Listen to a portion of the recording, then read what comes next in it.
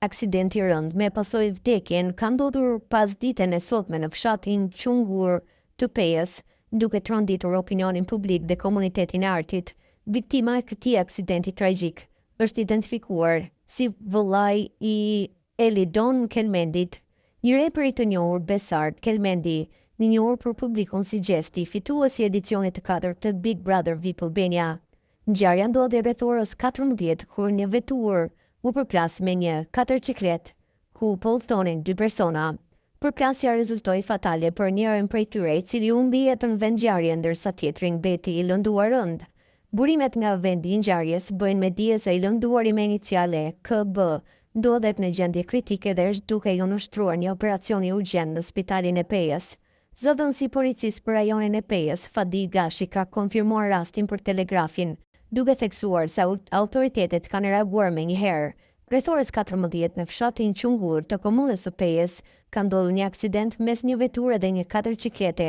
Policia ka dalë menjëherë në vend ngjarje, ndërsa ekipi mjekësor ka konfirmuar vdekjen e një personi në vendin e ngjarjes dhe lëndimin e rënd të një tjetri, i cili është dërguar me urgjencë në QKUK, ka thënë Gashi.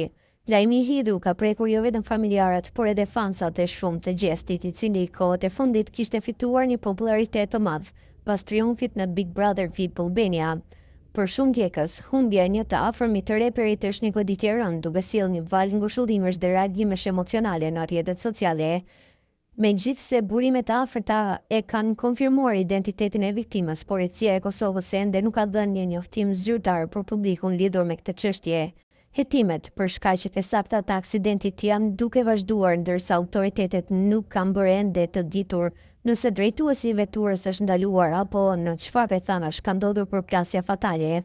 Ngjarja ka lënë të tronditur komunitetin e Pejës dhe i mëgjër, duke sjellë në vëmendje edhe një herë rrezikun që bartin mjetet si katërcikletat, të cilat shpesh përdoren në zona rurale, pa pajisjet e duhura mbrojtëse dhe me mungesë kushtesh sigurie në rrugë.